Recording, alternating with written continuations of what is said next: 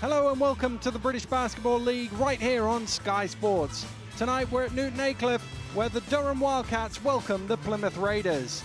Durham have started the season well and sit just behind the Raiders in the table, but Plymouth won all 4 meetings last season. Before we get into the action, let's take a look at how these two teams are placed in the league table ahead of tonight's game. Leicester continue to lead the way with the best ever 8-0 record, with Newcastle and Surrey just behind them.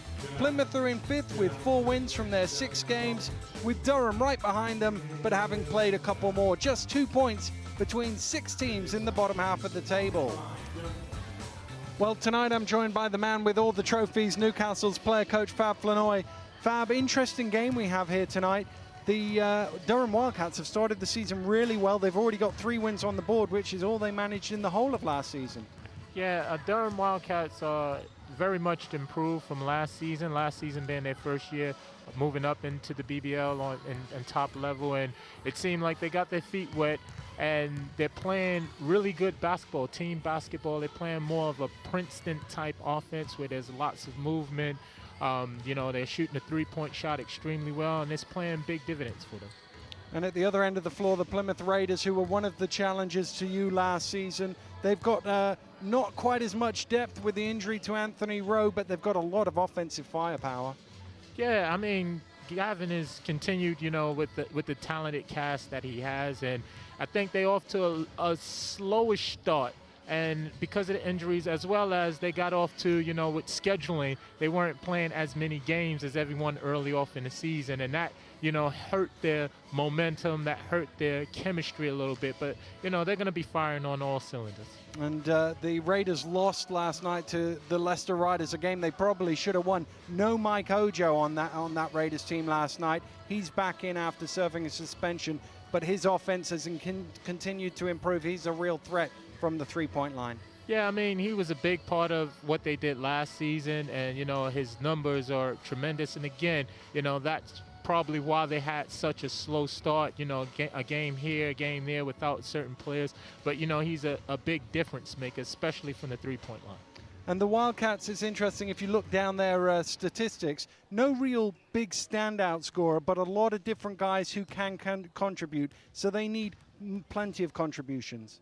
Yeah, they do, and as I said before, they do it in a Princeton-type offense where, everyone is involved. They use the whole of the basketball court. They don't necessarily stay in one position on the court. And the contrast in between the two teams is the Plymouth Raiders will attack personnel. They will get the basketball to players in certain positions, in certain areas on the basketball court, whereas the Durham Wildcats, they're going to use the whole of the floor, and they're going to wait until that one perfect opportunity comes, and then they're going to strike. Well, it promises to be an interesting matchup of styles. Earlier on, I spoke to the coaches of both teams to gauge their opinions. Well, Dave, 3 wins on the board already. You must be delighted with the start to the season. I am certainly. This time last year we had 1, and we still had to wait another 2 months for the second. So yes, we've made a respectable start to the season. Lots of work to be done. We're adjusting to the fact that typically in the BBL season, players start bringing players in after the season started, and we experienced that on Friday night when London gave us a really hard game. And at home, your form's looked pretty good so far? Yeah, it is. We're playing really well at home. I don't think we've had a bad spell at all. And really absolutely delighted the way the team's performed in front of the home crowd. You've won the last couple of games here. You must come in great confidence. Hat-trick sounds good, doesn't it? Yeah. Obviously, we realise that Plymouth are a good team. They had a hard game last night, but we understand they're bringing back Michael Ojo, who suffered a game suspension last night. So we're expecting that they won't be doing us any favours. We've recovered from our road trip to London, so hopefully a very good game. Yeah, they're a tough team to match up against Plymouth. They have weapons inside and out. How do you break them down? Well, the first thing we know is that whether it's Andrew Bell, Michael Ojo or Drew Lasker handling the ball, they take route 1. They really want to get at you. So our transition defence is key. We've got to get back, we've got to protect the route to basket, and then we've got to worry about 3-point in shooting as a secondary situation. And then obviously once they get into the floor, that half court, I think Schneck can be dangerous if you don't pick him up off the screens they're set. So we've a lot to think about, particularly the inside-outside concept with their team. Good luck in today's game. Thanks, Tom. Well, Gavin, back-to-back road games, short rotation. It's a tough weekend for you guys. Yeah, it certainly is. It's been a long weekend so far. But at the end of the day, we're playing basketball, so it's good for us. And a tough defeat down in Leicester, a game that you very much looked like you were going to win for most of that contest. Yes, I think so. We had the game in in our hands, and we were fully in control throughout the contest. But at the end of the day, we were one guy short. We had a 6-man rotation. Liam got fouled out of the game, and it was a little bit tough towards the end. But full credit to my players; they played with everything they had, and we let that one slip. And Durham have got off to a great start. They seem much improved from last year. Oh, well, they've won as many games as they did last season already, and I was just talking to the coach there. They're looking far improved from last season, and they're going to be a tough team. They've had some great wins. And your job a bit more difficult today. You'll have Mike Ojo back in the rotation. I'll give you something to do, subbing in and out. It will indeed, yes. No, we're really happy to have Mike back. I thought we would have won the game yesterday if Michael had been playing. We just need that extra pair of legs, but he's one of the best shooters in the league and one of the premier defenders as well, so it's great to have him back. We're ready to go. We're ready to get that win on the board.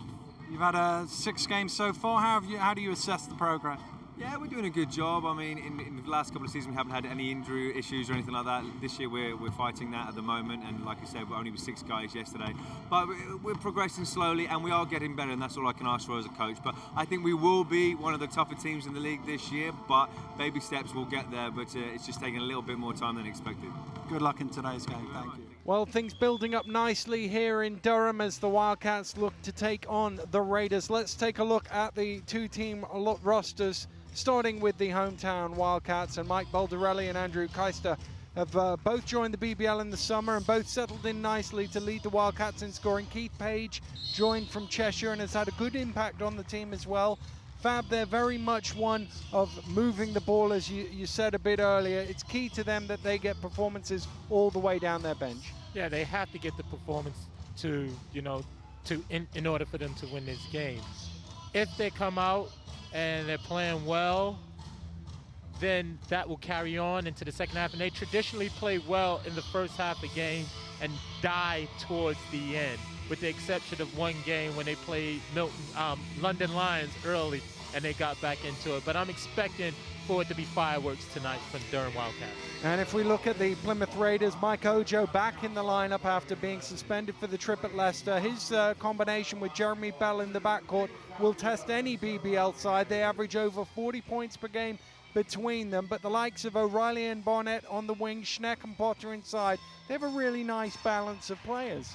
Yeah, I mean, they're key. I mean, he shortened his roster up a little bit from last year, and now everyone knows they're going to play. And when they know they're going to play, they get that confidence. And let's take a look at Mike Ojo again. Last season and this season, he's their spark plug. He's their 6th man. He comes off the bench, and as he comes off the bench in accordance to last year, he just really transformed the game. So obviously now they have, him back into the starting lineup, especially after yesterday's loss. This is going to be a bounce-back game for Plymouth. Do they have enough energy in the tank to do that? We shall see. Well, we will indeed. And Ojo in the starting lineup. And I wonder if, as much as anything, the fresh legs helps make that decision.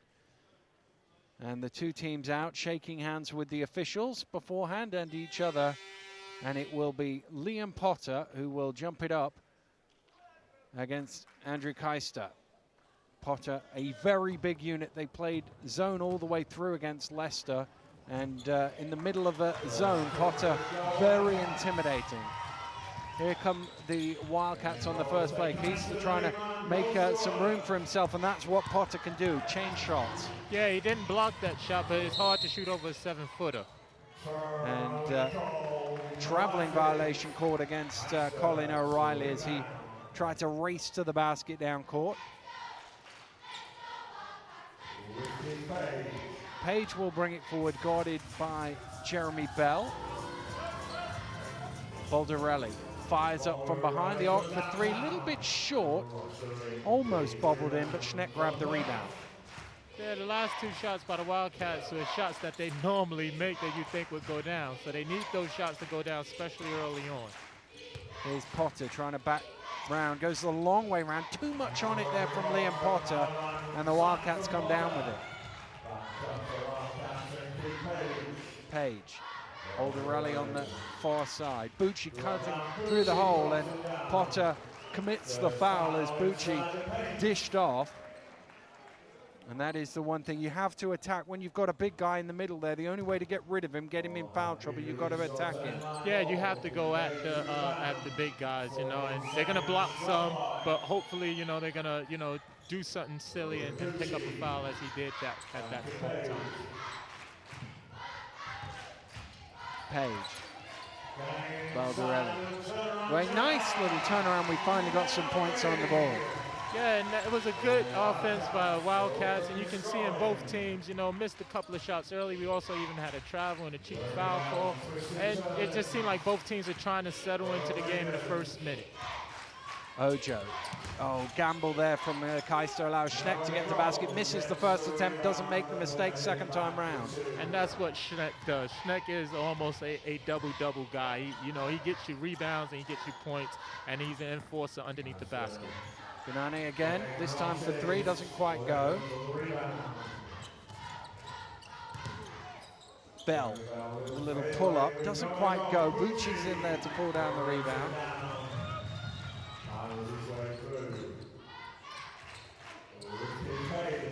Back up top to Bucci. Quick step from Ralph Bucci to the hole for two. And you can see Bucci, even on that rebound, he's trying to pick up the energy. He got a rebound, went coast to coast, brought it up, moved the basketball.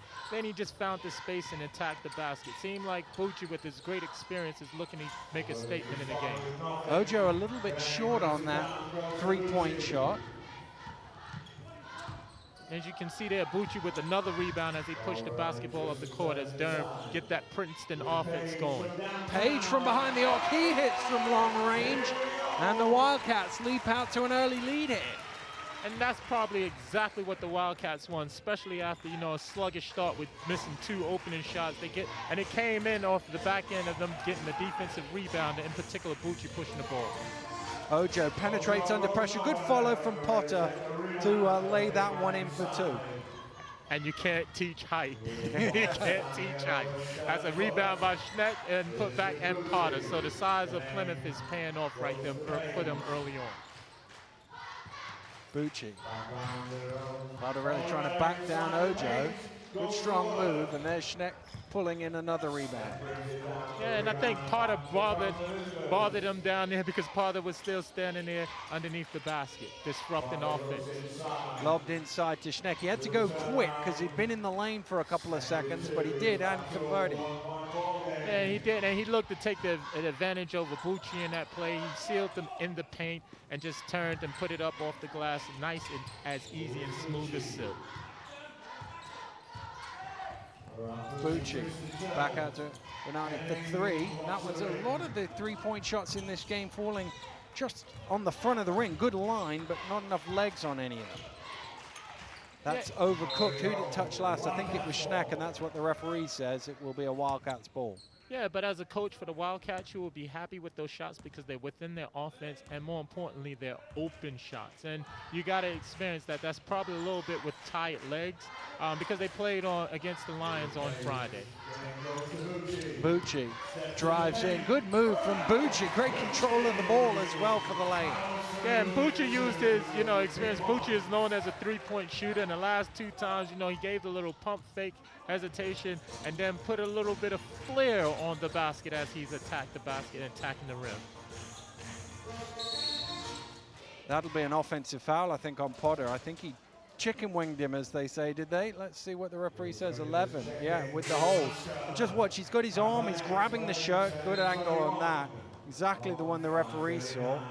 Yeah, and foul called on Potter. That's two in a hurry. Yeah, and that's one of the things that, you know, you don't want to do early on in a basketball game, in particular when you're the biggest guy on the court and you're short on numbers. You don't want to give any senseless fouls up. Oh, just needed to get the ball down there. Didn't get it down quick enough. Traveling violation called, and that was a real shame for Durham because they had numbers and a chance for an easy score. Yeah, and that was a bit like a football play. They just tried to inbound the ball and tried to get up to attack the basket as quickly as they can before the defense got there, and he slid his feet just a little bit too quickly. Schneck trying to go to work. What a battle that is inside. Matt Schneck winning it on that occasion. Yeah, Schneck, as I said before, double-double. I believe he already got about 4-6 points, about 2-3 rebounds already. You know, he's going to fill it and do what he does best inside the key area. Just to enforce it. Page loses his foot and gets it to Keister somehow, and there's a foul called inside. I think it's on Schneck. Didn't see it when it originally occurred. Page seems to be okay now, having slipped onto the ground, hit the floor hard, but it'll be he who inbounds for the Wildcats at the end. And that's unfortunate for Plymouth right there, because they had, you know, near enough a turnover. As Durham moved the basketball, as you can see, they're moving the basketball, you know, one side of the court to the other side with a slight little turnover there, but the guy was still open on the three-point line if they were able to complete that pass. Yeah, just a little confusion as to who that pass was for. It ended up going in between two players and out of bounds. And as a coach, you don't like that, because you want definitive position so you can throw the basketball to one guy or the other instead of trying to throw it. Well, maybe I'm throwing it to you, maybe I'm throwing it to him. Schneck stumbling through the lane. That's knocked loose. Plymouth keep control of the ball. Shot goes up off the glass from Drew Lasker, and Page looking to push quickly for Durham. Still Page going all the way, taking it hard to the hole. That's going to be kept alive just by Lasker, and he finds Bell. Bell, he's a man who almost always goes north-south. He goes straight to the basket, doesn't convert though. Frantic 15 seconds of play here, and Bucci will slow it down for the Wildcats. Yeah, it's a good experience by Bucci, seeing that they get nice. the ball, you know, a little bit of helter-skelter. He slow it down, and then he gets the little pass inside for the easy play. Good job by Bucci using his experience on that. That's a beautiful pass and well finished by Keister inside. Good hands from Bucci on the defensive end to pull up the steal. Bucci to the hole and the finger roll. Great bit of play from Ralph Bucci. Bucci is just turning it on, and it started off about the 8-minute mark in the first quarter. In this quarter, where he got a couple of rebounds, and he started off, and you can just see his anticipation on the energy side of the game for the Durham Wildcats has picked up and fed over into the game. It's interesting to see Bell attack the basket at that point in time, because at that time, to get his team going, it seemed like he's going to try and step up his energy as well, because they've been relatively quiet through Bell and Lasker. I believe those were their first 2-3 shot attempts. Bell with a layup and Lasker with a shot. So you're going to see them pick up their play for the Plymouth Raiders. Page fires up from behind the arc. String music for Keith Page. Doubles his side lead up to 6. That's a beautiful shot as Bell comes to the basket and take over. And as I said before, Bell is starting to make his mark on the game, pick his energy up. And that's what you like to see throughout your leaders of the team. Not necessarily your guards or your point guard, just your team leaders, whoever that may be. When you get that sense, you get that urge where your team just doesn't have it, that you have to do it and pick up the energy, pick up the mentality on the basketball or in the game. We saw the Bell there, the way he explodes and gets to the basket. In some ways, you've got to stop him before the three-point line, because once he gets to the three-point line, he can just go right past you. I mean, Bell, you know, he was league MVP a year and a half ago, you know, so you have to guard him once he crosses half court, as there's a scramble for the ball there. Elderkin comes up with it for the Wildcats. Page. Keister way away from home, dumps it down to Bucci. Out to Elderkin. First touch for Elderkin, fires up a 3, didn't quite go, was under pressure. Lasker looking to push. They are a quick team, the Raiders. Barnett with the jumpers, a little bit long, and another rebound pulled in by Ralph Bucci. That's his 3rd of the game, I think. Yeah, I mean, Bucci's doing a good job, you know, offensively and defensively, in particular on the defensive rebound. And he's using that energy defensively to create offense for his team and getting the ball up the court. And the Raiders are actually picking up their tempo, in particular between the guards, are actually picking up their pace in this game and trying to, you know, force the tempo and force the pace that they want. Even though they have a short bench, it's a game of momentum that they have to have. And right now, they don't necessarily have the momentum, so they need to push the tempo a little bit more just so that they can get their guards more involved in the game. Wildcats have 4 seconds on the shot clock as it goes in. Banani's got to get it off. Does he see the clock? I don't think he got that in time. And the referee, indeed, on the far side does say it's a 24-second violation. Yeah, and you know, he didn't need to put the basketball on the floor. He fought, and he did a great job of getting his position early on, and he did that against the guards. And once he had his position in the paint, all he had to do was just turn around, seal, and put it off the backboard. But he would actually put the ball on the floor to try and draw the defensive end because he wanted to kick the basketball out, because that's their style of offense. Penetrate and kick and get it to the three-point shot. That time it was just too much for him. Ojo from 19 feet rattles out. Bucci and Bell. Oh, Bell rips it away from him. Great play from Jerry and Bell to the trademark fall away. But how about that for strength? Yeah, especially for the little guys. Both Bucci and Bell, you know, leaders for their team, starting it up, pick up the energy there. As you can see, Bell going for the quick little steal that he didn't come up with. Lasker kicks out to Ojo. That's where he loves that three-point shot, and that's why, more often than not, it goes in from the corner. Yeah, and that was great penetration by Drew Lasker in getting the basketball into the middle of the floor, and in particular off the defensive rebound and kicking it to Ojo, who's their spark plug from the three-point line for the Raiders team. Good hands from Schneck in the passing lane to knock that loose, kicks it out. Good reception from Lasker, but he missed the layup. Oh, Drew's going to be kicking himself. As you can see, he slaps his hands and, you know, disgusting himself. But, you know, he just had a little bit too much on it, took his eye off the rim, and it just rolled out. Baldarelli out to Elderkin. Around the screen, double screen it is. Elderkin with the pull-up, shot is long. Baldarelli got good position. Ojo saved it, but he threw it off the legs of his own teammate. So Durham will keep possession of the ball. 35 seconds to go here in the first quarter, tied at 16. It's been a very entertaining opening period, Pat. Yeah, I mean, it's been slow, fast. You know, you had, you know, everyone, you know, center stage, you know, taking part between both teams, the guards and the forwards, you know, making plays. That's a beautiful drive. Hesitation, then he attacked the basket and go back in on the other side as Bell come the other side, and he's known for that. Ooh, just missed that shot there, Dad. This is a great first quarter. Here's Elderkin to Page. Page already has 8, looking for 11 there. Perhaps took that shot a little early because it gives the Raiders the ball back with the chance to take the final shot here. Bell has a glance at the clock. Now gets it to Barnett, fires up for 3 on the buzzer. That is short, but a very good first quarter here at Newton Aycliffe. Wildcats just shading this by 2, Fab.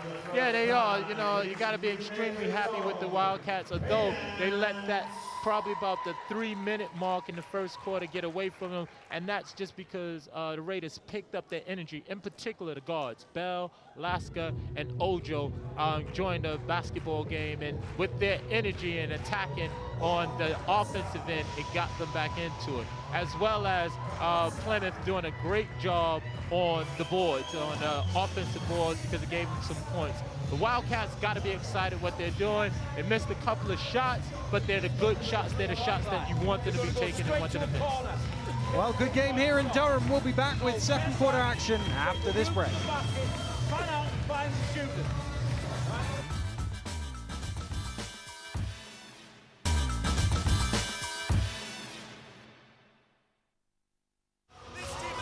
Welcome back to Newton Aycliffe, where the Durham Wildcats are leading the Plymouth Raiders by a couple here through the first quarter, and Gavin Love very vocal in that timeout. And it's interesting because we talk about the fact with the injuries they've had, they're a little light on numbers, but you touched on it in the first quarter, Fab, but their strength is actually attacking with the likes of Ojo and with Lasker and Bell. They all like high-tempo games. Yeah, and they need the high-tempo game because, you know, they have 3 quick guards, and they specialize in 3 different areas of the floor. Ojo, 3-point specialist to get the basketball off the court. Drew Lasker, open court, attack the rim specialist, and Bell is a combination of the 2 of them. So, you know, they have to have that energy. They have to play at a certain pace and a certain tempo in order for them to be effective.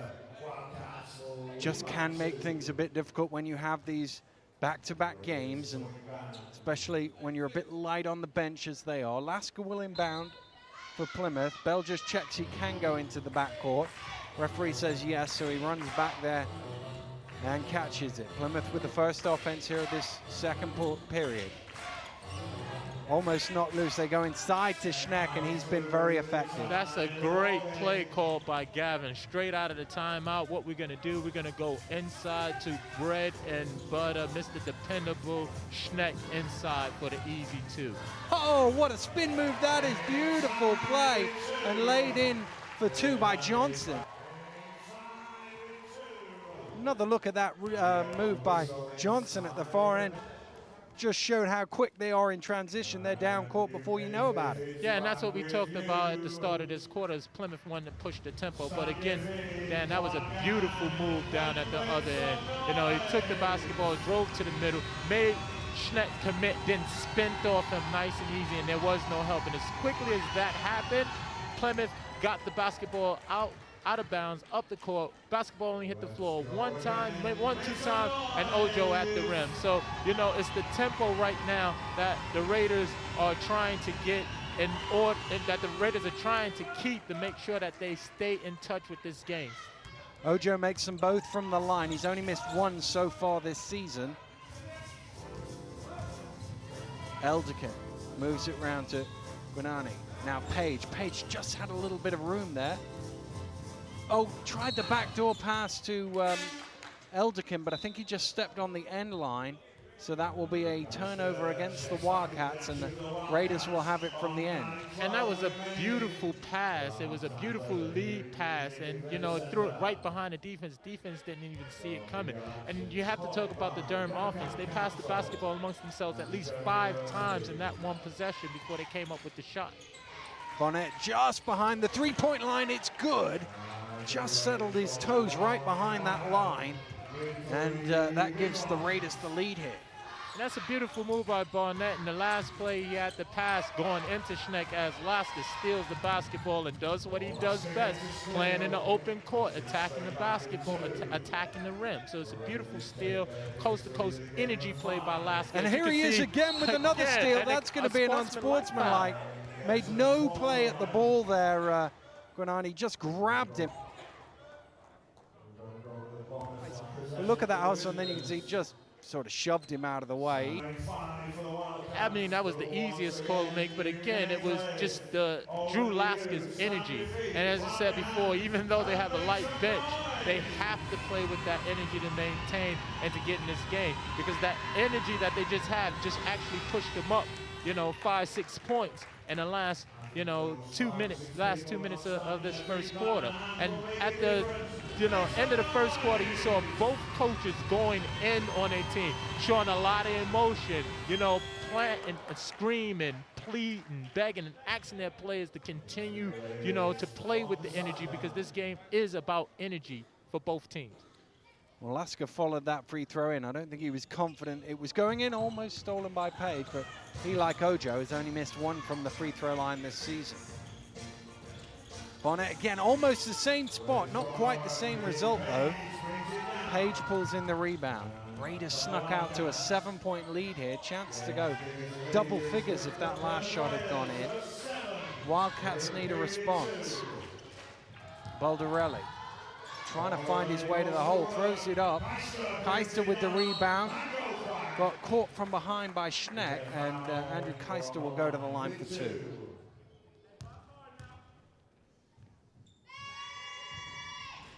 Well, Keister misses the first, and now it doesn't look like too bad a foul, because it would have been an easy 2. Yeah, it was. It was. The only reason why it hurts the Raiders is because they have a light bench, and you can't have your players get into foul trouble, as he missed the rebound there, just mistimed it. And that's knocked away. Lasker, I think, with the quick hands to slap that away.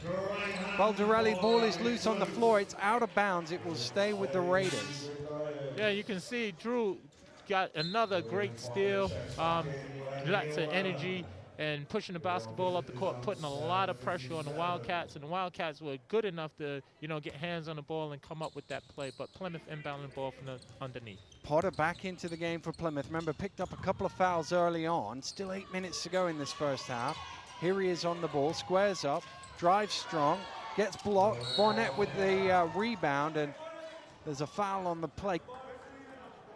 Barnett, the last 2 possessions, other than the time that drew their last set offense, it was a down screen being set by Barnett, coming up, raising up, and shooting a 3-point shot. So he shot the first one, made it, got it again from the same spot, and missed it, but then coming down in here and having energy. So it seems like he's exerting himself in this basketball game to help the Raiders get back into it, or keep in touch and try and open this lead up. Well, they have opened the lead up to 9. Gavin Love with a timeout here at Newton Aycliffe. His side ahead 20-29. I think this timeout just to give his guys a breather as much as anything else. Yeah, but just to give his team, a rest, because they have, a light bench, and he can't necessarily take his guards out because they're playing with so much momentum right now. And normally at this point in time, this way you have your rotations coming in, where you have players coming out, players going in to rest, to make way for the second quarter. And as you can see, Gavin is pleased with his team. He's telling them where he want to attack, what they want to do. But for the Raiders, it's been on the defensive end. It's because they got the difference between this game is the steals that they got in the open court, and it converted for easy points, and one of them was the unsportsman. And it wasn't so much of the unsportsman for the free throws, it was the unsportsman, and they got the ball back and had another opportunity to score the basket. 29-20 the score here, and Plymouth Raiders with 9 points off turnovers. So it just goes to show that they've actually, the difference in the game has been exactly the Raiders being able to turn Durham mistakes into easy baskets. Yes, and they're doing it with energy. As you can see, they come out of there with a press, pushing the tempo right now, and the press comes back into a zone, and they're playing a zone to keep them out of foul trouble and utilize big Liam Potter's 7-foot frame. Baldarelli, nice dish off, and I thought he just overcooked it for a second there, Sam Johnson, but it did drop in for him. Yeah, that was a beautiful play, and you can see Durham using all of their players. All 5 guys touched the ball once or twice as they're Durham Wildcats in a double team. And Burnett again getting into this game and attacking the basket. Well, you can see that Potter certainly drew the attention of the defense. He was double teamed, and that allowed a little space in the middle of the lane, which Burnett filled and drew the foul. Converts the free throws, and lead is back up to 9. Reynolds into the game for the first time. Johnson will sit down. And you can see the Raiders doing a little bit of changing their defensive tempo, defense position. They was pressing, now they're back out into the man-to-man. And they're just extending their defense right now, just trying to bother the Wildcats. There's Lasker in the passing lanes, couldn't quite steal it that time. Baldarelli is open for 3 misses. Oh, the shirt was almost pulled off his back there for Reynolds. Play continues. Bell drives through. Bell is fouled. He will convert and will go to the line for a bonus. Well, as the teams take a timeout, so will we. We'll be back after the break.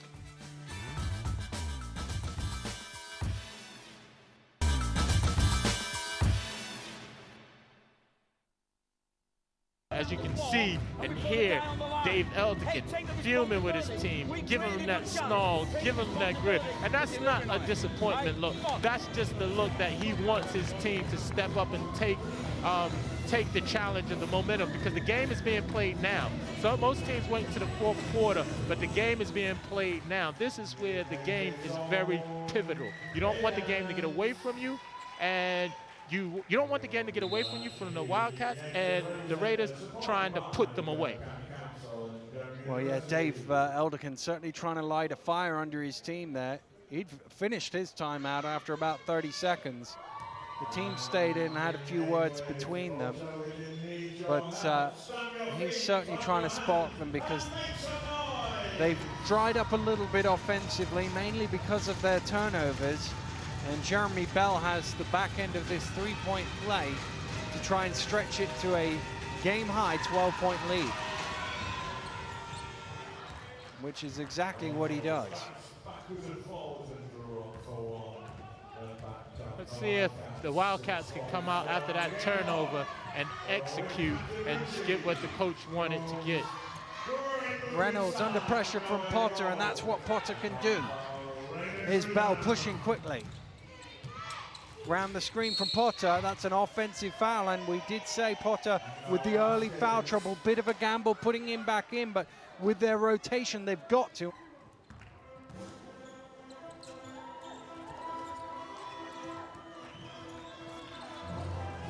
Well, he's got to be careful now before they get him out of the game. He can't pick up 4 here in the first half. Page drives in, and he's going to be fouled by Ojo. Ojo was quick to signal to the referee. He thought it might be a push-off. Yeah, he thought it might be a push-off right there. He's extending his hands, but more importantly, he's putting his hand up and turning for the push-up, and there's a big sigh when the referee called the foul because everyone's gasping, is it Potter, is it not Potter, and picking up the foul, just for the simple fact that, you know, they have a light bench at this moment in time, and, you know, he can't afford to have foul trouble. Well, I'm surprised Gavin Love hasn't moved to take him out just for that very reason, but he's going to go with the big fella for a little longer as the first one goes in from Page.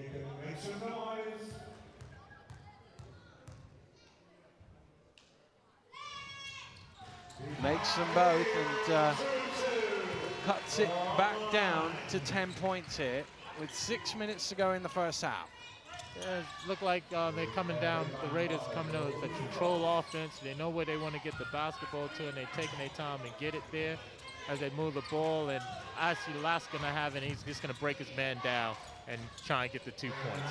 Unfortunate right there that he missed, but lucky enough they get the basketball back. And you can see as Eldikin is making some substitution changes for some energy, and Gavin is sticking with his unit. Although Potter is in foul trouble and danger, he wants to keep his unit the same because they have the momentum, and he's afraid of breaking the momentum by taking, you know, even Potter out at this point in time.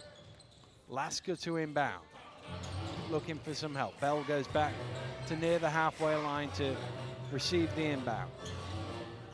Here's Laska, back to Bell, round the screen. Bell with that pull-up from the elbow. He's so good at that shot. Bread and butter for Jeremy Bell, that shot right there. You know, he's been, you know, that's why, you know, a year and a half ago, MVP of the league. That's a, you know, go-to move, go-to shot for Bell. That's a force backwards. Gets it onto Eldikin. Lobbed in towards Reynolds. Potter is there. Back out to Bucci. The ball is loose. Shot clock's down. Got to shoot it. Oh, he should have shot Eldikin. But instead they turned the ball over, and Laska out to Ojo, open for 3. Wow, what quick play by the Raiders to turn what could have been an easy 2 into 3 at the other end. Well, that's so unfortunate for the Wildcats right there. They did everything that they possibly could. Shot clock was running down, and just, you know, a little mishandle of the basketball they missed there, and it results in the Raiders with a 3-point play. Good hands from Laska. It's stolen away by Atta, and he lays it in for 2. But once again, Laska in the passing lanes. Yeah, the big 3 by, you know, the big 3 guards from, and when I say big 3 guard, not in terms of size, but in terms of energy, in terms of what they bring to the table for their team. Good hands from Kaiser to knock it up in the air, and Eldikin comes down with it. The Wildcats need something here. They need to get a good shot and good offense and something good. Atta fires up. That's short. Probably a little disjointed, that offense, if anything. Bell lobs it forward to Potter. Potter is blocked by Reynolds. When he landed, he's right under the basket. Jeremy Bell, you know, I'm not the best at passing, and we all know that if you look at all my turtles. But he's 7 foot. The theory is throw it up there, you jump and get it, big fella. You know, and that's what happened on that play. Probably let him a little bit too much, but as I said before, he's 7 foot. You know, he can come up with that. But right now, Durham have to get into this game. And they got to go back to what they were doing before, moving the basketball and getting some nice offense. the last couple of possessions that they had, their court spacing wasn't right. They were on top of each other. Consequently, Raiders were able to get hands on the ball. Their passing wasn't crisp because they wasn't utilizing their court spacing. Okay. Also, they have to start handling the pressure a little bit better. Because again, if you look at it, I would 100% put, you know, a bet on that it's the turnovers that's hurting the Wildcats in this game. Well, it certainly has been a thorn in their side. 12 points have come off turnovers for the Plymouth Raiders, and it's a 13-point game. So essentially, apart from that, it's only a 1-point lead. Well, I would have took that bet there. You're trying to say I lost my bet there? No, we'll never say that. There's Liam Potter then at the free throw line, trying to extend this lead. His first one is a little bit short. Just over 4 minutes to go here. Durham Wildcats trailing 26-39. And it stays that way as Potter misses them both, but the ball is loose and Bell gets an easy two, and they're almost in each other's way there, the two Wildcat players. Oh, and you know, that's a pet peeve of any coach, and that's a pet peeve of my assistant coach, Dave Forrester. You cannot give up rebounds off of free throws. And there's a turnover and points off it as Bell gets an easy steal and two. And right now, Wildcats are playing deflated, not defeated, deflated, just like something's missing. You know, it's a free throw. Potter, they got an opportunity, a 2 missed free throw opportunity to get the basketball back, and Bell comes up with it. Come down on the other end, turn the ball over, Bell steal, lay the ball up. 3-point shot missed, and you know, they turn the basketball over right here, and it comes back to the Raiders. Right now, Durham have to create their own energy and create their own luck. Well, you just get the sense that this is an important 3 minutes for the Durham Wildcats here, just to hang on into this game as Ojo stretches the lead out to 19. They've got to pull this back, stop the bleeding a little, close the gap, and then get into halftime and reassess things. Elderkin round the screen. Reynolds. Atta. Shot clock down to 4. Atta trying to turn the corner, gets it out to Bucci with the shot. Rattles about, Reynolds gets the rebound, and it's one of those things, don't put the ball on the floor, nobody can steal it away, and eventually, is that going to be on Potter? He was in there, the big fella. It is on Liam Potter. And it's an interesting move because Gavin hasn't taken him out of the basketball game. I think he's just going with the momentum of this of Potter's size, because it's really affecting the Wildcats. Put back in by Kaiser, but Potter just going for that rebound on Elderkin. You know, those are the sort of things that could occasionally be called a foul. He could foul out in the first half. Yeah, he could. I actually think that he has fouled out in the first half. Potter's just been called for his 5th foul. He's out of the game with 2:21 to go, just a clear out. And Liam Potter has fouled out of the ball game in the first half. Amazing.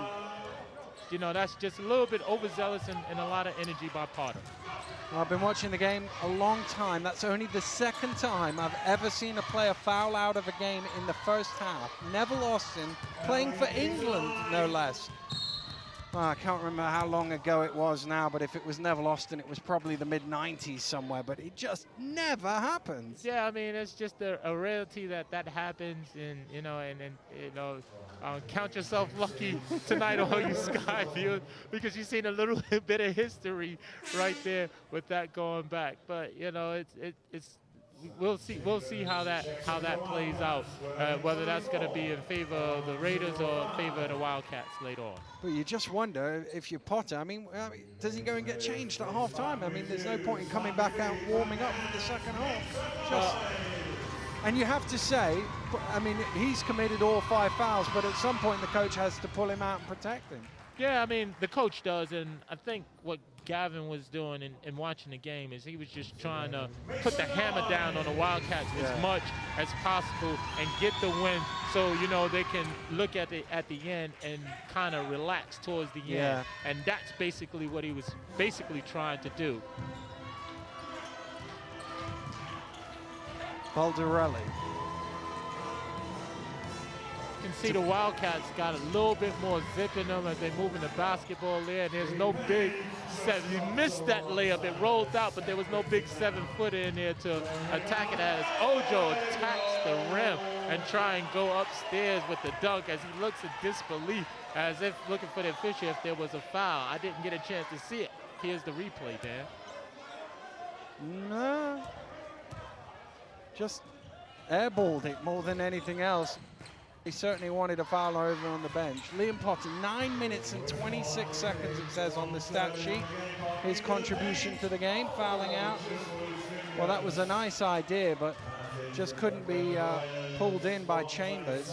I mean, the last two offense stands was actually good shots there. I just think it was the effect of having the 7-foot in the lane that, you know, made the basketball come out. But Durham got to be excited, but they got to get some stops. You know, it's not, we talked about the offense, but they got to start defending this basket in order to get in touch with this game. Ojo penetrates to the hole. He wasn't to be denied on that occasion. There's just a little collision between Schneck and Elderkin. Everything seems okay, but Ojo will go to the line, shoot two. And you gotta it's just a difference between his energy and the rest of the Raiders' energy, because Ojo just seemed like he's, you know, has that fresh legs. He's not bent over. He's probably breathing a little bit heavier, but, you know, he looks, you know, like he got more zip in his step, as opposed to Bell and Laska and the rest of the Raiders look like they're picking and choosing their moments when to attack, and it just seemed like Ojo has just been energetic throughout the game. Well, he did have the night off through suspension. The rest of them are still recovering from that game in Leicester. Elderkin bounces it down. Chambers gets it. In some ways, Elderkin might have been better off just going up himself there. Laska passes it. Bell steps back behind the three-point line and hits. And the lead has ballooned out now. 52-28 the score. Yeah, and right now the Wildcats have to finish inside. You know, their missed layups underneath has cost them on the other end, where the Raiders are getting easy shots, getting open three-point shots, or attacking the basket and creating fouls. As they steal a basketball right there. Oh, Laska thought O'Reilly was going, tried to kick it forward, and that pass was just overcooked and unnecessary, really. They've stolen the ball back. They just need to calm things down a little bit. The Wildcats need to regroup, refocus, forget the score, and then come back and play the game out. Because, to be honest, although it's a big score, they are still in the game because Raiders don't have a deep bench. You know, if you can attack them and not foul them as you see on that senseless foul, you know, you might actually get yourself back into a game and be able to attack, as Dave Elderkin sitting over there and you know, wiping his head and brow and thinking about what he's going to tell his team at halftime to get them to start playing as they did in the first quarter of the game. Well, you just think about it. With Liam Potter fouled out of the game, Schneck's on 2 fouls. If he was to pick up a couple of early ones in the third quarter, they would look very thin inside. So the Wildcats have got to look for the positive elements out of all of this. Yeah, they definitely do. And Dan, I'm thinking attack, attack, attack. Because right now, the Wildcats are in a win-win situation. And when I say a win-win situation, Elderkin in the corner, hits on the buzzer. Well, maybe that will give them some momentum going into halftime. It definitely will, because right now what they had up until that, they had bad passage of play where they wasn't able to score the easy ones, and that came so quickly. You know, they got the rebound, pushed the basketball 2-3 dribbles past the corner, open shot. So Wildcats need to come out thinking attack, attack, you know, and we'll look at the score line later, but if we attack them, eventually they're going to run out of steam or get into foul trouble.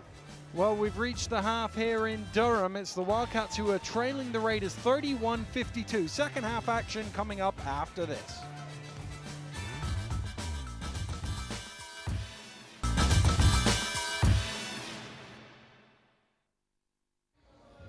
Welcome back to Durham, where the Wildcats are looking in a bit of trouble here. The Plymouth Raiders leading 52-31. Interestingly, though, Fab, we've just been talking at halftime, and you were saying you didn't think the Wildcats had actually played that badly, but they've somehow managed to find themselves this far behind. Yeah, Dan, as I said before, Dan, they haven't played that badly at all. Not to be down by so many points, but unfortunately they are. It was at the about the 7-minute mark in that second quarter. It came out of a timeout, and Drew Lasker he started the onslaught, picking up his defense. Got a couple of steals, got the unsportsmanlike foul, and then it was followed up by, a missed free throw by Raiders. Then they come back up with the basketball, score it again, and then you had Potter's effect. And though he's fouled out of the game, he had a massive effect in the game where he was able, to disorient the Wildcats as they were attacking the basket. When they were attacking the basket, that big frame, like I said before, you can't teach height, and they struggled. And because they struggled there, they found themselves down and about, and Raiders just took advantage of it. Well, let's see what they can do now. They won't be intimidated by Potter anymore as he's fouled out of the game, but will they find a way back into it, Durham? Well, right now you can see a little bit more sharpness as they move in the basketball and get a free shot there, but they come up a little bit short. But they move the basketball well. It's about forgetting the first half. Good hands from Baldarelli, almost stolen away by O'Reilly, but Page keeps it. Page kicks it cross court to Elderkin, turns down the three. Johnson, little out of the reach of Baldarelli. Now they go inside to Keister, and that's something they've got to try and do. I know he didn't score that time, but they've got to try and attack in the middle as Barnett goes quickly the other way. Yeah, Dan, just talk about that last play. As you can see, Schneck gave up the position because he couldn't foul. You got to score that. So if you get in a position, the defense is not going to foul. And they got to go away from shooting a jump shot. I know he's open, but you're open for a reason because the Raiders don't want to get into foul trouble. As I said it before, you got to attack, attack, attack. One man who certainly knows how to attack his belly. Can't convert on that occasion. Elderkin sees just green shirts ahead of him. He goes past them to the finger roll. That's tipped away. It was tipped away illegally. It's a goaltend, so that basket will count. But nice move from Paul Elderkin. Yeah, I mean, he had body control on that. He jumped to one side and put a little bit of mustard on there for all you Americans, or ketchup, or a little bit of zest, as you can say, to put a little spin on that so it can spin into the basket. O'Reilly. Little short on that attempted hook. Here comes Page. And as you can see, both teams missing a lot of shots other than that shot by Elderkin. Both teams are missing a lot of shots from the pace that we had in the first half of the game. As you can see here, Matt Schneck, as I said before, he's just playing positional defense. If you get that basketball inside and there in the painted area and by the rim, you're going to have a good chance of scoring because Schneck is not going to commit any foul, senseless foul, in particular in this third quarter because he already has 2. Bonnet to the hole, doesn't quite go. Elderkin with the rebound, kicks it out long to Baldarelli. Baldarelli chasing down, pinned by Ojo. Referee says that hit the backboard first and therefore is a goaltend. If it hits the backboard, you can't touch it. Ooh. That's tough. That's called magic of TV and instant replay we have there. But right now, the favor of the basketball game, the favor of this game serves Wildcats. As I said, you got to forget the score line and they got to attack. And just when things are going extremely well, you got Mr. Jeremy Bell who comes and, take a step on his game and show why he's so good for this team. Page rattles out for 3. Ojo with the rebound. Ojo stutters and then comes back out. O'Reilly round the screen. Johnson over gambled on that. Ball is batted loose. It comes all the way out to Baldarelli. 2-on-1 here. Here's Page. Back to Baldarelli. Back to Page. Knocked away. Great play by Ojo defensively. Has Bell ahead of him.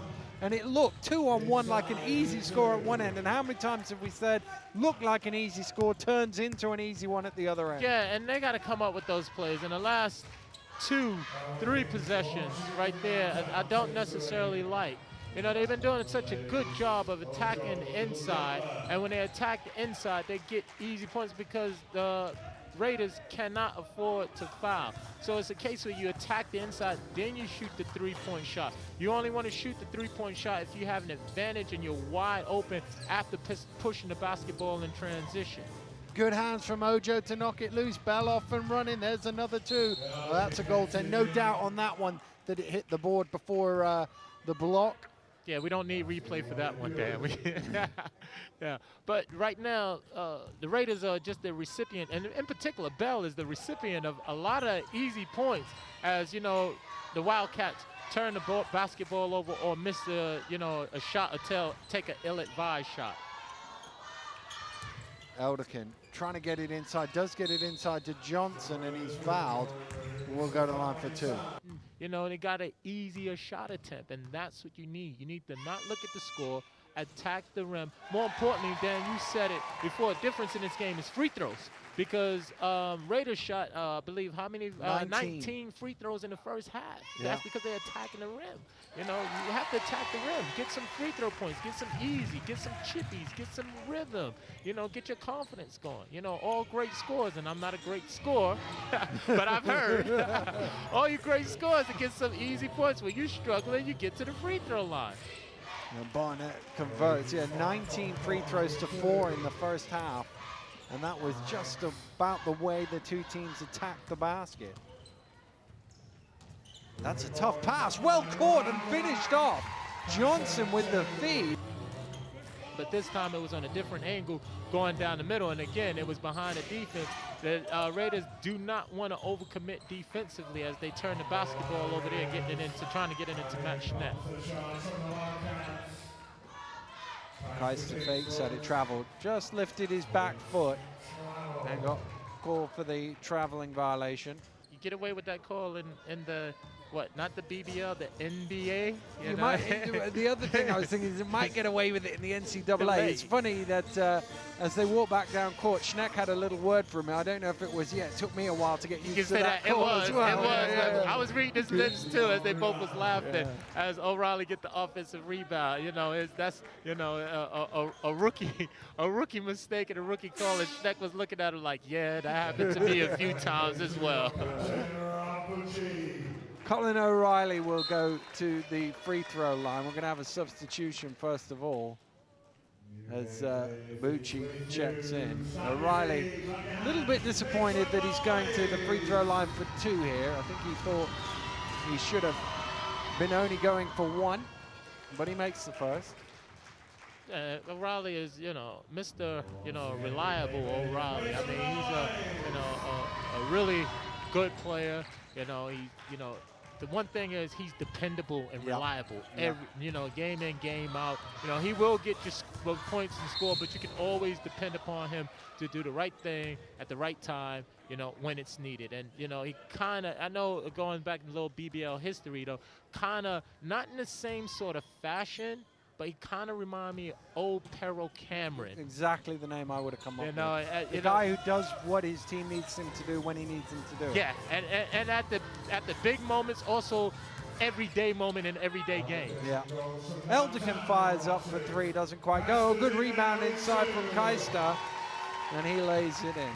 Yeah, again, and good rebound for Keister, keeping that energy, in and around the basket and around the rim where he can get that offensive rebound put back, but he's not going to get too much pressure down there. As Mr. Reliable O'Reilly, as you said, come back and answer. And, a lot of times when three-point shots are made by one end, 9 times out of 10, it's always met in a response by a three-point shot on the other end.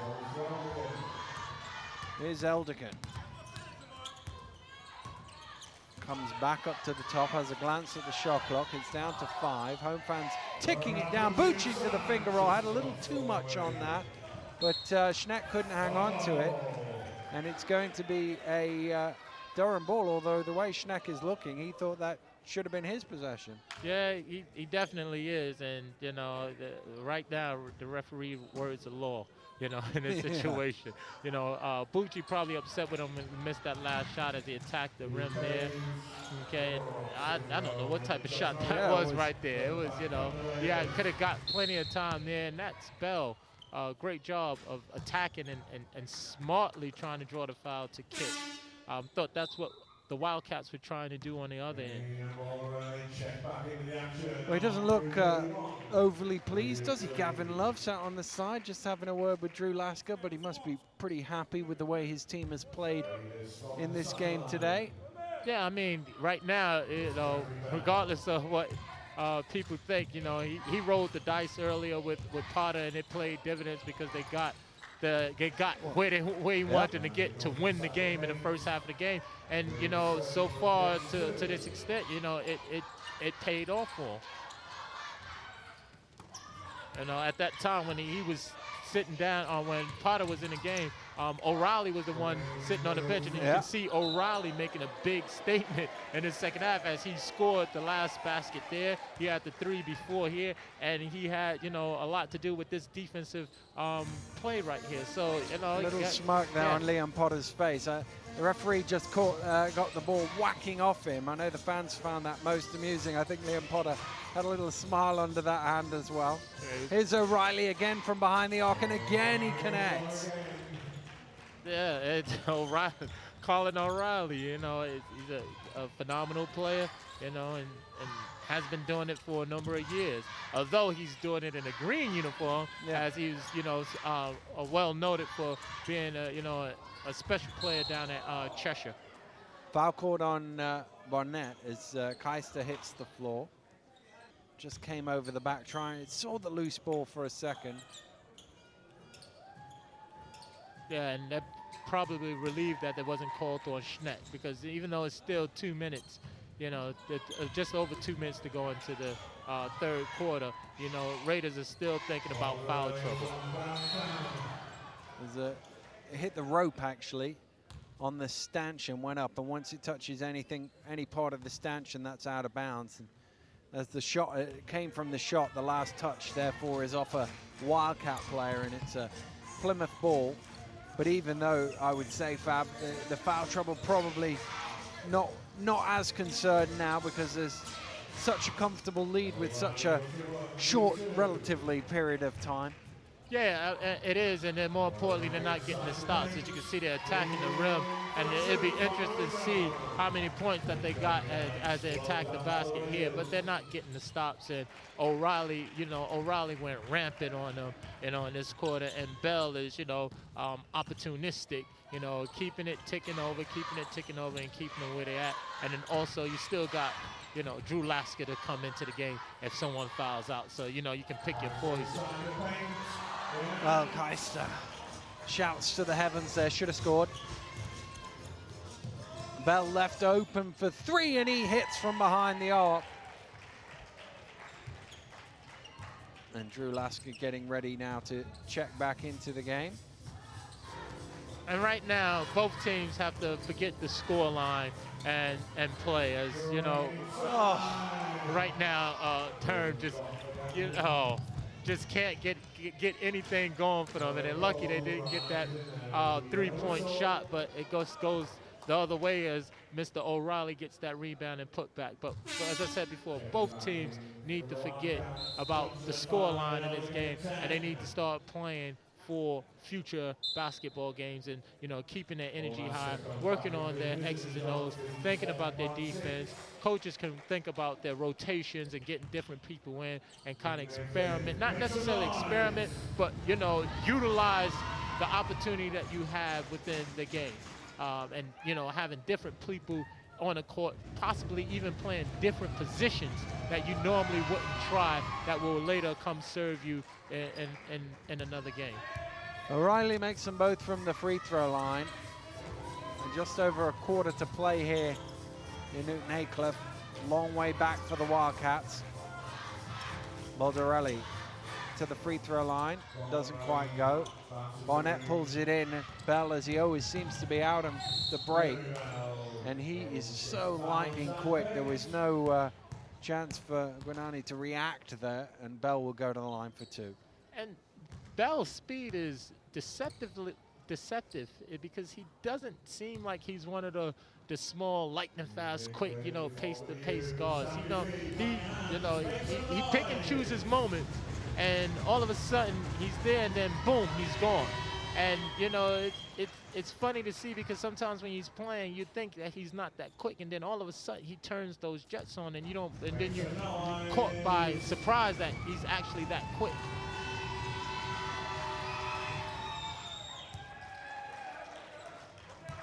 Free throw's good. Bucci will bring it forward. Just over 30 seconds to play here in the third.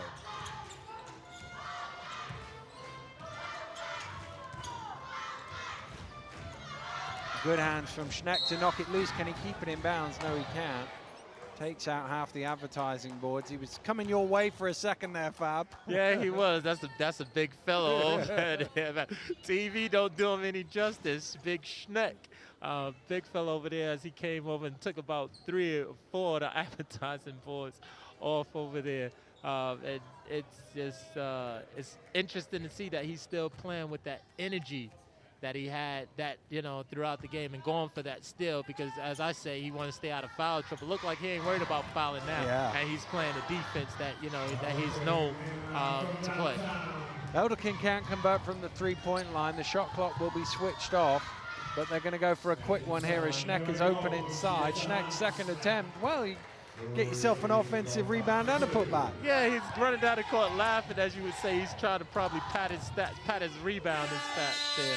And, for sure, too, he takes it up, he misses, he's laughing to go into the bench with O'Reilly. My bag, brother, my bag. I'll get that shot next time, as they laugh. That's exactly the conversation they have as they walk off to the bench. Lot of work for Dave Elderkin and his Wildcats to do here at Newton Aycliffe.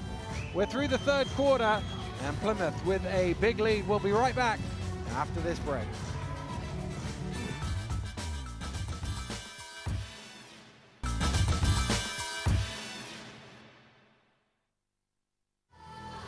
Welcome back to Durham. They're still enjoying themselves here at Newton Aycliffe. Their team is a long way down, but as you said earlier, Fab, a lot of this is now about execution, about making sure you do what it takes to go through. It would be very, very unlikely to see a Wildcats come back and win this game, but it's important that they finish the game strong, give the fans something to go home with. Yeah, I mean, this is a game. As well as it's entertainment. And the one thing that you want to leave your fans with is the fact that you came out and you played your heart and you left it out on the court. So right now, I expect the energy to stay high, at least for the first 5 minutes from the Wildcats team. Here's O'Reilly. We've seen his long-range game, showing us his post moves on this occasion, and that draws another foul. He'll go to the line. And that's what you call body control and smartness. He went to the perimeter, he established himself there, he came across the seal, got to the lane, sealed, took, 2 dribbles to get closer to the basket, and then did a perfectly drop step. And as he did a drop step, he leaned in towards the basket, not towards the player, towards the basket. And because he did that, he created an angle to get the shot, and the defense, grazed him on the body. The only thing he didn't do was make the free throw.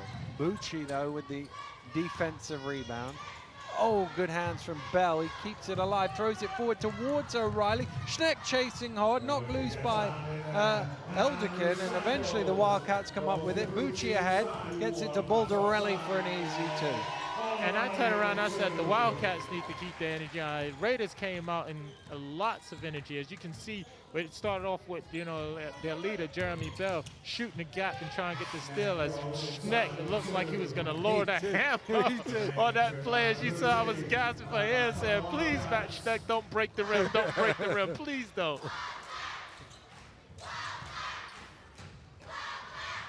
Baldarelli. Bucci on the far side, drives baseline. He's under pressure now, gets it out to Elderkin. Oh, good hands. How many times has Lasker just had good hands to knock the ball away or into the passing lanes? And Schneck, this time he will jam it down. And didn't break the rim this time. But that was all created by Lasker on the defensive end, with creating with lots of energy. Again, got to give the whole Raiders team credit because they did it at times, but it actually started with Drew Lasker at that, 7-minute mark in that second quarter, playing with energy and getting that steal. Lovely pass from Bell to O'Reilly, who lays it in for a couple more points. Colin O'Reilly up to 17 now. And most of his points came here in the second half of the game. So it's always great to have a player like that on your team. And Elderkin makes that 3-point shot, much needed for this Wildcats team. Certainly was. Bell round the screen, just a bit too much on that. and Schneck said, that's my fault, I've spun the wrong way. And that's what I'm talking about right there, what teams are doing right now. They're coming in, and that's going to be beneficial. You see the two talking as they go up the court. That's going to be beneficiary for them in other games to come. So they know where they're supposed to be, and they're getting that eye player contact of what you're going to do. So that's why it's important to finish these games off well. Good hands from Schneck in the passing lane. That came off Keister last, so it will be a Raiders ball.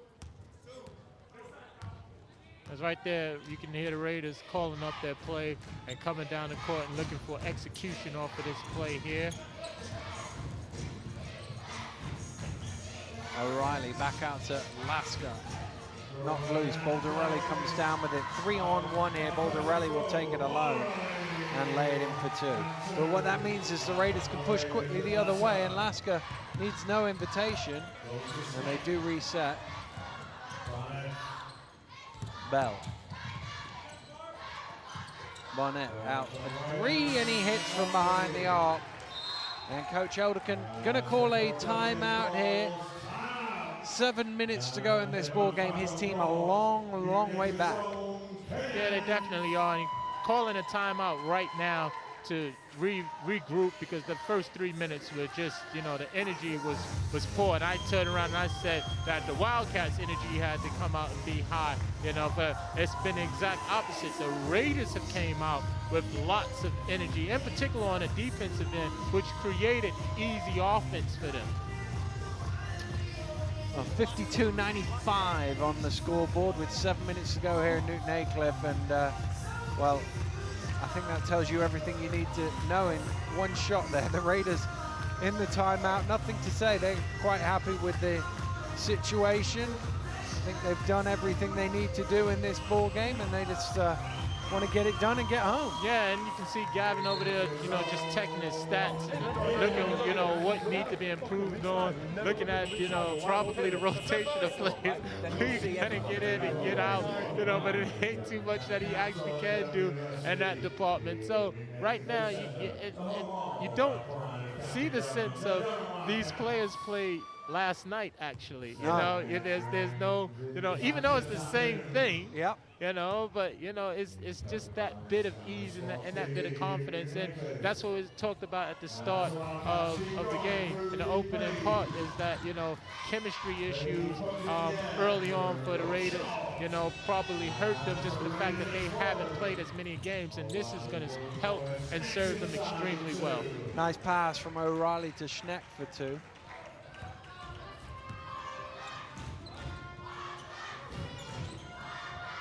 Elderkin, Johnson, Baldarelli short on the shot.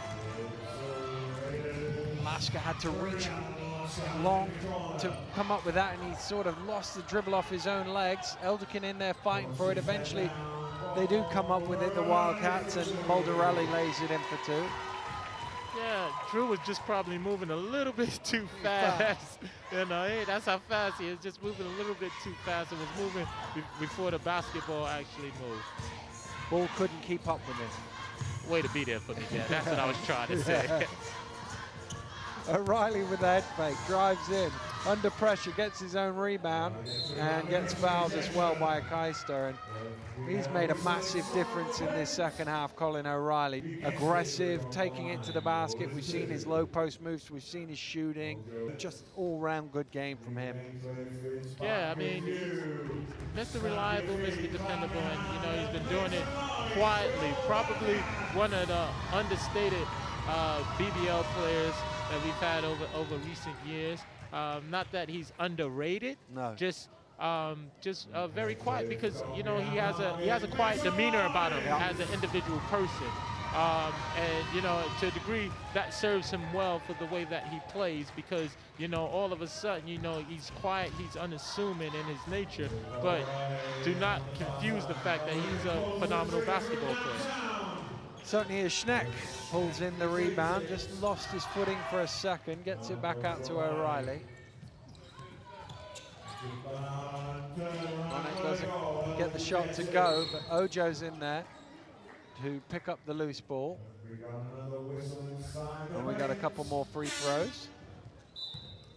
you can just see the energy by the Raiders is still there and still high. And the Wildcats make a couple of substitutions and getting different people in, and probably going to try, as we said before, finish this game on a high.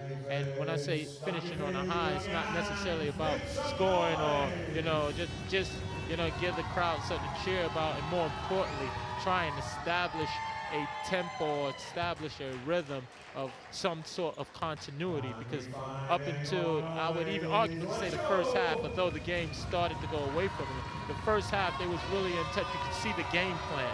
You can see how they were playing. They just turned the basketball over and missed a couple of shots.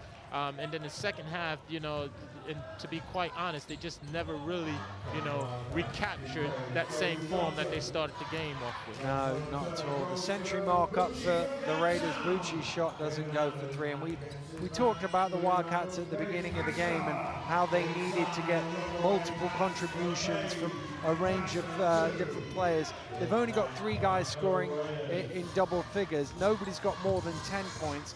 They're shooting 36% from the floor. Offensively, they've really struggled. It's not helped that they've turned the ball over as much as they have, but they just can't get many easy scores like that one. No, and it started from the beginning of the game. As I said before, give Gavin credit for rolling the dice. They had Potter in the basketball game, and they struggled to score on the inside. And the Wildcats do a lot of ball movement and player movement, but in particular, they shoot the three-point shot well for moving the basketball. And the Raiders came out with their intent to take those shots away from them, to really pressure them. And once you really pressure a team on the perimeter, it creates and it forces them to drive. When they drive, they were met by a 7-footer who, for his credit, when he was in there, he got into the heads of the Wildcats. And once he got into the heads of the Wildcats, even when he came out of the basketball game, they were still missing the easy shots. They were still, turning the basketball over. It just seemed like they were waiting for him. There was one time they got a rebound and they went up and pump fake, and there was nobody there. And as you can see, Bucci drive to the basket there, and it almost rolled out. So, the difference of the game that a 7-footer makes is huge, and in particular for the Raiders team. And he's a big unit as well. He's not just 7 foot tall, he's a big, strong man as well. So I certainly, it's funny because he's only played about 9.5 minutes in the game, and yet he seems to have had more of an impact than that. Yeah, he had a huge, you gotta give the Raiders team credit, because they all had huge impact. They started off the basketball game, it was the Schneck show, where he was offensive rebound, putback. And then after that, you had Drew Lasker, Jeremy Bell, and Ojo, take over the basketball game. And then, at the start of that second quarter, you had Drew Lasker with the energy. Then you had Jeremy Bell, and then they put Liam Potter in the basketball game. Throughout that, you still had Burnett. Remember when he came off with a 3-point shot, then he went to the basket a couple of times and got, a couple of fouls and went to the free throw line. So then they did it as a team.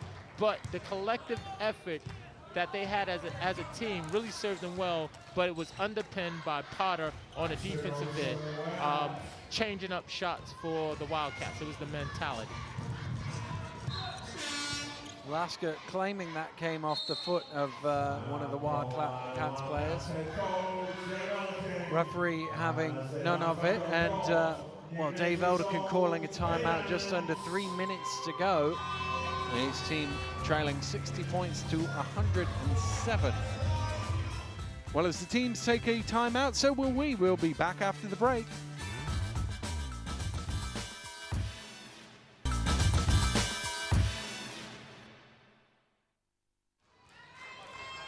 As you can see, the Raiders team, they're just trying to get the game over with. Yeah. And that's a long way trip. back. It's a long way back to on a Plymouth. Sunday, what I mean? And the sooner we can start that trip, the better, I think, is their opinion. Exactly, and you have to also give Ojo credit, because he came in and he played with a lot of energy. But again, in terms of basketball games within our league, the BBL, the back-to-back games are so important and so crucial. you had both these teams playing big games. You had the Wildcats playing against the Lions down in London, and then you had last night, it was an epic battle between Leicester and the Raiders, and then you have on tonight and Sunday both these teams playing. So it's crucial that you bounce back from your performances, in particular over the weekend. You try and get the split. Unfortunately for the Wildcats, they came with 2 losses, but they have the whole week to prepare, and then you have the Raiders, they can take a lot of the positives away, in particular for this basketball game. Gavin said if he'd had Ojo, they probably would have felt that they would have had a chance of winning the basketball game. Hard to argue. I can't say that they wouldn't. It's just hard to argue because you never know. And obviously, he's gonna, talk to him about making sure he don't get kicked out of any more games this season. Yeah, Ojo was suspended because of being ejected from a game for 2 unsportsmanlike fouls, which he got a suspension for the exact same thing last year. And it's one of those really rare occurrences to be ejected from a game on unsportsmanlike fouls, and he's managed to get 2 suspensions for it. Yeah, you're going to try and make sure, Gavin's going to try and make sure that he doesn't make it the hat trick as O'Reilly gets 3. Well, it's one of them things that you just think, you know what, I'm not even going to chase back just in case. Just in case somebody misinterprets what I'm doing as an unsportsmanlike foul. I guess that's just him getting caught up in the moment. But, we had a little laugh at it at the start, that I'm going on a limb and think that won't happen again. It won't happen again, surely. Well, it's one of those things that you almost wonder if anybody realizes you can get ejected from a game on unsportsmanlike fouls. And so when he got that suspension last year, that you'd think nobody else would get it again because they've all learned the lesson. But he was unfortunate enough to get called for a couple against Surrey, I think it was, a couple of weeks ago. Well, it did, and you got to also remember, just doing a little bit of history right there. There's a lot of history between the Raiders and the Heat. Just the 2 teams and their matchups, and there's a nice little rivalry going on between the 2 teams there. So it was a heated affair and a heated game, and it was a lot, on that game. Every time those 2 teams play each other, it's a nice little rivalry, and that's what you love in the BBL. And Ojo probably was laying it all out on the line, and just probably got a little bit overzealous. I'm trying to help him out there. Although talking to Gavin, he might have just been unlucky. It's how Gavin tells it. Yeah, Dad, aren't we all like that when it comes that way? I'm pretty sure you talk to me like that. It was that way, But the officials, for the most part, we gotta play with them. And we can't have this game without them. And they're out there and they're doing their best. And they miss calls just like we miss shots, and they get calls and make calls, great calls, just like we make great baskets and great shots. So they're there and they're part of the game. Gotta love them. And if all the referees in the league just take that little quote from you and play it back to you next game. Yeah, of course, Dad, I'm going to say that to them. I'm going to give them all the credit in the world while I'm sitting here. Yeah. And the reason why, when you're out there, it's a different story. It's a different. I'm a different animal. I'm in the game and I'm trying to win and I'm fighting tooth and nail. And they're doing a fantastic job because they're neutrals. Yeah, exactly. And they're not seeing it the way you're seeing it, as the world is against you and everyone's arguing against you and that. And they're not for you or against you. They're completely neutral. But it's hard, when you're in that mentality and you're trying to win a game. Well, time running down on this game. They can just about, in fact, they have switched the shot clock off. So Page is playing hard against Lasker. They're laughing about that on the bench, how hard he's going after it. Now he's going to get double teamed. But Ojo will just let time run out here, and it's been a very emphatic victory. Oh, Ojo, in fact, will take it to the basket, and they will give him that score. You don't often see somebody scoring on the last play, but I think he said, well, they were playing defense, so what was I supposed to do? Yeah, but and that's exactly what happened. Yeah. Emphatic victory here for the Raiders. They can be well pleased with their day's work. Yeah, they will be. And, you know, it's a bit of a bounce-back basketball game. You know, they had a thriller, you know, down at Leicester, and they wanted to get back on track with winning ways, and they did so. And they did it with a complement of all the guys and all the players. So Gavin got to be very happy with his team. It's finished here in Newton Aycliffe. Durham Wildcats 68, Plymouth Raiders 113. Well, Gavin, that was pretty emphatic. You must be delighted with that win. Yeah, I really am. I think the guys came out and they gave 100%, just like last night. And I think the guys were still hurting a little bit from last night's upsetting loss, and they came out, and I'm really proud of my team tonight. And defensively, particularly in that first half, you got in the passing lanes, you deflected balls, and it gave you points off fast break. Yeah, I mean, our defense really leads to our offense, and that's when we can really put points on the board, and the guys really stepped up. Like you said, got in the passing lane, got a few steals, got a few easy layups, and that led to a lot of easy baskets for us. And you took the gamble with Liam Potter in the first half. Did you feel his intimidation in the paint was worth the risk? Yeah, absolutely. I think he was having a good game. I didn't really want to take him out, and at the end of the day, I thought we were playing so well. Even without him, that if he got fouled out, he got fouled out. It is what it is. So it was fine, and yeah, he was a bit unlucky with a few calls, but I understand it. Sometimes it's difficult to officiate a big guy like that. And I mean, the play of your guards continues to impress. They're just lightning. I think we're getting better, and everybody's understanding their roles a little bit. And really, when Jeremy, Michael, and Drew really turn it on the defensive end, you know, we caused a lot of problems. So I was impressed yesterday and today. I think if we'd had Michael Ojo last night, just another a pair of legs, we would have won that game. And I think it showed today that you know, we needed another guy for sure. And Colin O'Reilly in the second half really showed his versatility inside and out. Yeah, he was a little bit quiet in the first half, I think, and all of a sudden he just blew up, hit some shots, started posting up and distributing the ball, and yeah, he had a great second half, absolutely. Well done, cheers. Thank you. Dave, a tough one that. Where do you start with a game like that? I don't know whether we've just hit a bad spell or whether over the last 2 or 3 days we've found two teams that are absolutely in really, really good form. Down, as I said before the game, at London on Friday night, they did a tremendous job running their transition against us, and it felt like tonight that we worked some decent shots. We just didn't knock them down from the sort of second, third minute of the second quarter, and they absolutely punished us in transition.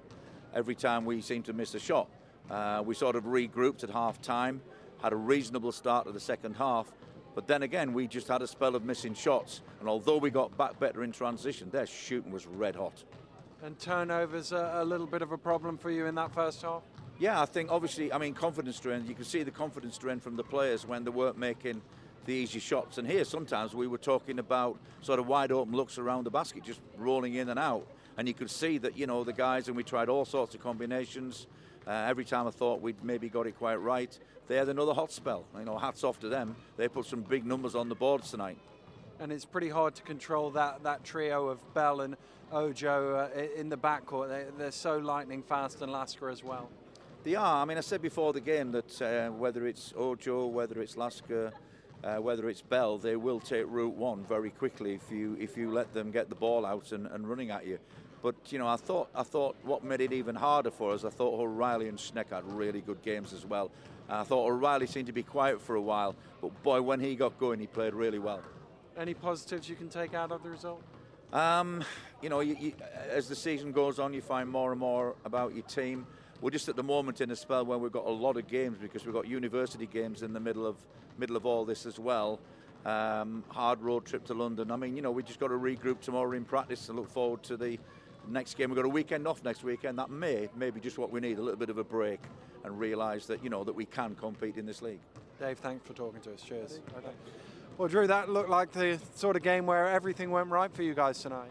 Yeah, I think we were extra motivated coming into tonight's game, especially from last night. You know, the guys were gutted because we felt like we controlled that game and for the whole game except the last 2 minutes. So we picked ourselves up. That's sport. You know, you got to bounce back, you got to move on, and that's what we did today. And I thought the job you did defensively in that first half was tremendous, getting in the passing lanes, coming up with steals. Yeah, that's my role this year. You know, I'm coming off the bench this year, and my role is just to be a spark plug, you know, try to change the pace offensively and defensively, you know, bring the energy level up so we can get out and run, because that's our MO this year, is get out and run. And the only way you can run is if you play defense. Well, yeah, it's interesting. You mentioned you're playing back-to-back games, but you guys look the fresher with that backcourt out and running. Yeah, I think, like I said again, we were just really, really gutted from last night, and so we had an extra chip on our shoulder tonight, and we just got off to the races, and our defense fueled our offense, so, and that continued throughout the game. But a good one to get that loss out of the system and onwards and upwards with this season. Yeah, we got to move on. We'll definitely learn from that game last night, and that's the thing with in this league and in sports in general. You can't hang your heads for too long because the games come quick and fast. I mean, had we been dwelling on last night, this is a trap game that we could have easily came in here and lost, so we had to move on and bounce back from last night, and we did that. Well, really, story of this game, Fab Flanoy, it's got to be in that first half, the turnovers of Durham, and I should really say the steals of Plymouth, how they got into the passing lanes, and they seem to almost always profit with points down the other end.